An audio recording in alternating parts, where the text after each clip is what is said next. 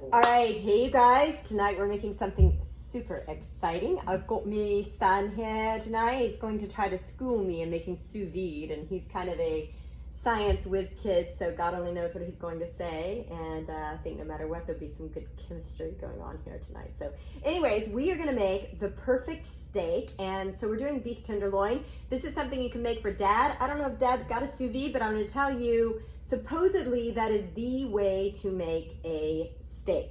So we have several people coming, so instead of trying to do individual steaks, we decided to do part of a whole beef tenderloin.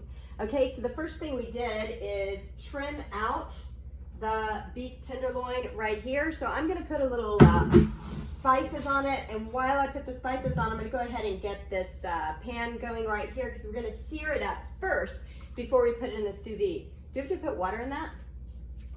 That thing? Yes. Oh, you do? Okay. Does it have to be boiling or anything? No. Okay. Wait, so do we need to put the spices on first before we Yep. sear it? Mm-hmm. Okay. Yep. These are all the spices you want? Mm-hmm. Yep, a little bit of everything. And then I'm going to put a little bay leaf in. So, okay, he's giving it a little bit of rub. He's going to rub the butt.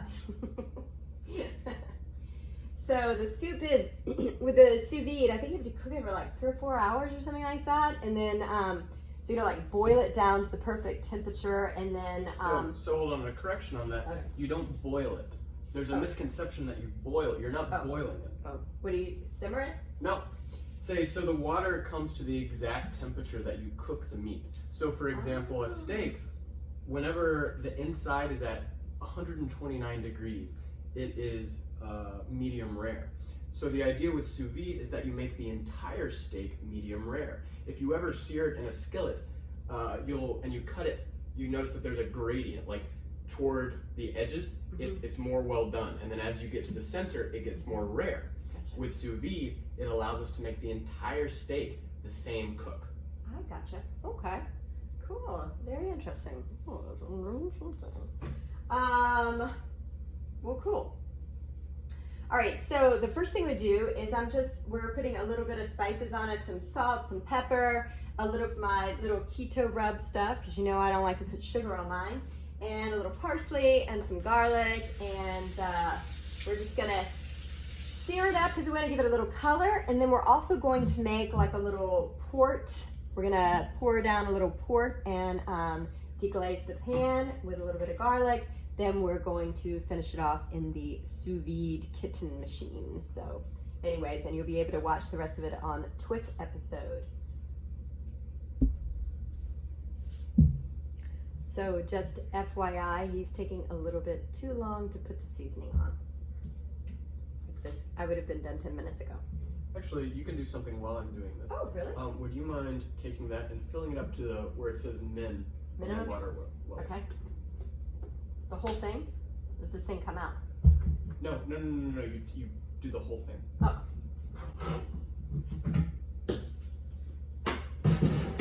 Got the bath ready. All right, now that you see those ripples in the pan right there, that means it's ready to be seared. So I'm going to put it to the side so it doesn't get any hotter. Okay, well, we're almost ready. Why don't you put it back on there, and I can go ahead and leave the first one on. Sure, you could probably, the pan's big enough, you can probably put them both in here. How high do you have it? So we want this thing hot. Seriously? It's good. Trust me. I was gonna say, so you have some tongues? Of course. It's good timing. Yeah. I'm gonna... No, do them both. Do them both. Do it. Don't have your tongue so much. Give me a second. Okay, there.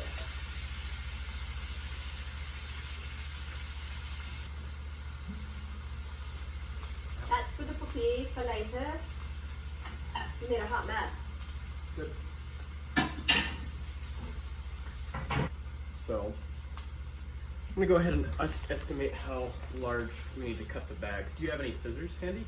But of course, now that I have my new kitchen available, scissors right here, and I actually know where they are. Nice. So I'm gonna cut these bags. I think that's okay on the stick. Don't you think that? I think that's fine on this here. Perfect. I know I am. What are you? Ah, I'm Knowing I Ow. know you. I felt that over here. Ooh, Milaka.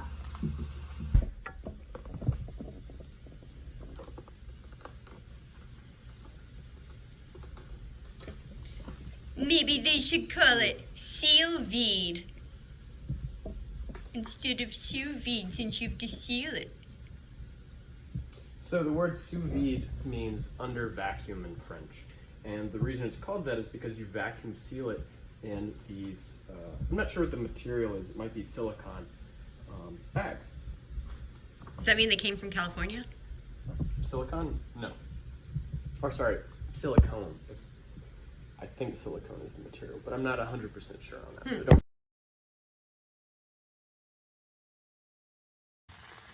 All right, so we're just gonna throw a little butter in there. This is actually ghee. I'm gonna ghee at it. And a little garlic. Say, if you don't know what ghee is, it's a type of clarified butter, traditional in India.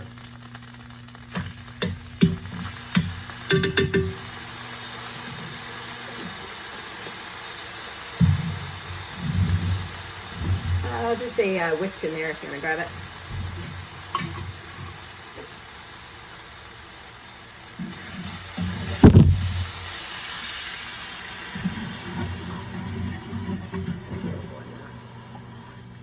It's like a little over a cup. Mmm, it smells nice. That's what your mom said. Yeah. Yeah, it is. Oh my gosh. Speaking of India, check out this big old Indian bay leaf that I got last time I was at the Indian store. Say, why don't we cut it in half? Oh, well. Oh, for one for each one? Mm-hmm. Okay. Or you can just get another Still one. have time. Well, no, we still have time. See? You can go like that.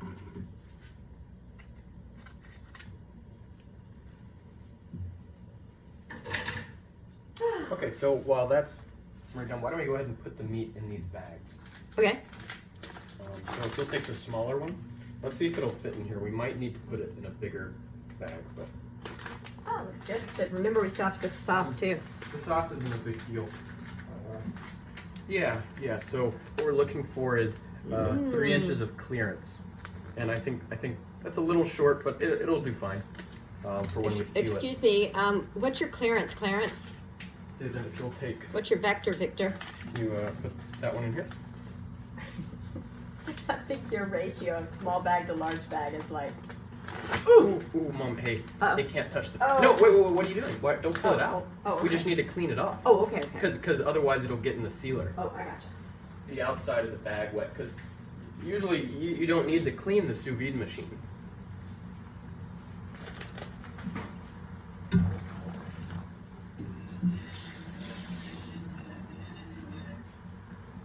Now let me see. You know, so there's some bits along this. Yeah. I think some of that might actually be in it. On the inside, yeah. It's not the end of the world. Okay. Yeah, I think it's kind of funny because like your big bag is like. Okay, so what I want to know is when you cook the steak, so is the water going to get the temperature that you want? So if you want like the whole thing to be done medium rare, you're going to cook it to like what, 140, 145, something like that? Yeah, so the way it works, and this is a big misconception, is that people think you're boiling it when really you're heating the water to exactly the temperature that you want the final product to be at. So the way it works is you have a sort of computer in here, they call them a PID controller, that regulates the temperature of the water. There's a temperature sensor and a heating element. Whenever it reaches the right temperature, it stops adding heat, and then it lowers back down as it needs. It has then there's a little thing in here that circulates the water through the bath.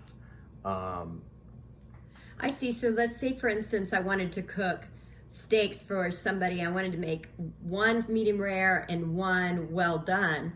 I would have to do two totally separate batches, is what you're saying. Yes.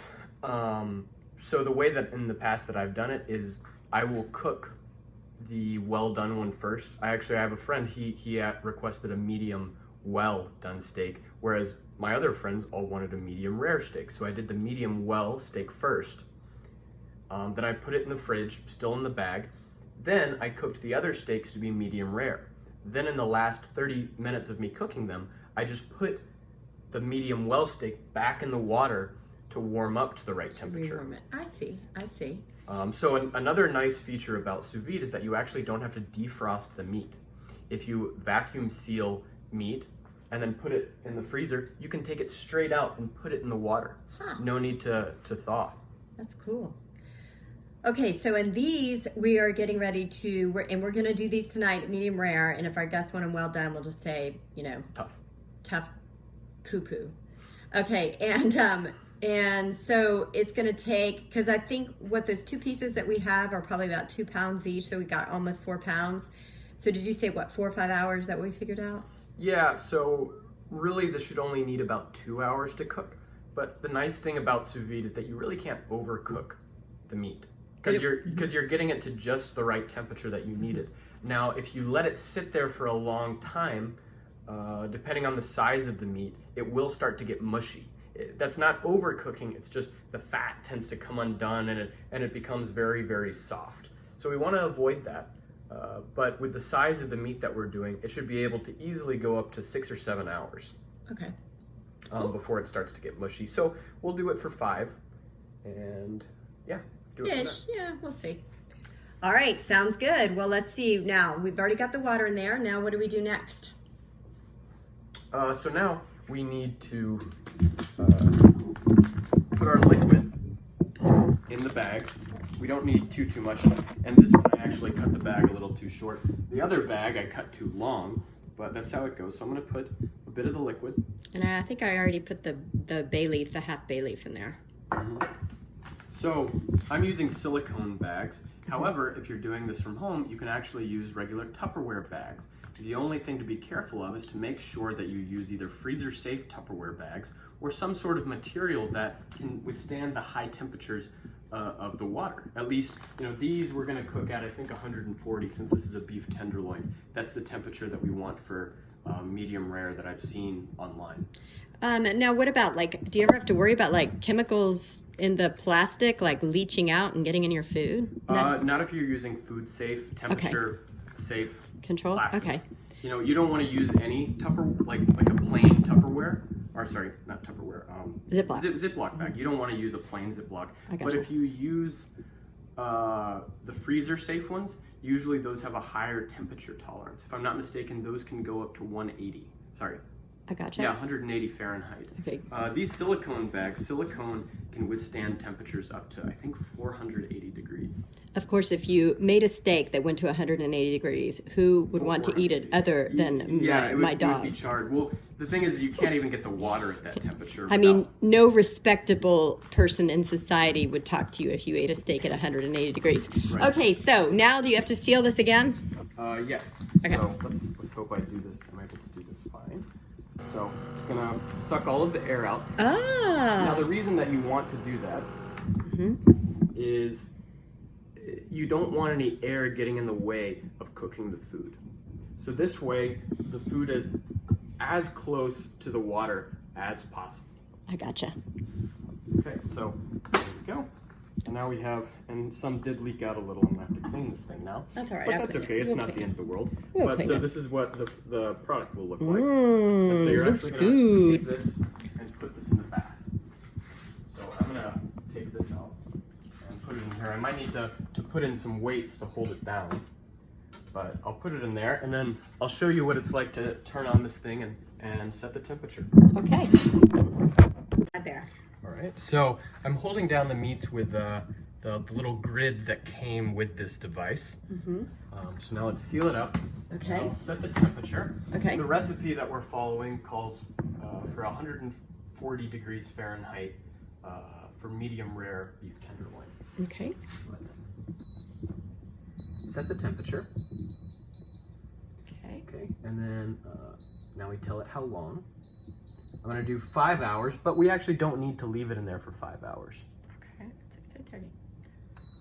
And now it does. Now this tells us what temperature we're actually at. And notice that it won't start counting down on this timer until the 140 degrees Fahrenheit is actually reached. Okay, awesome. Well, looking forward to the episode tonight.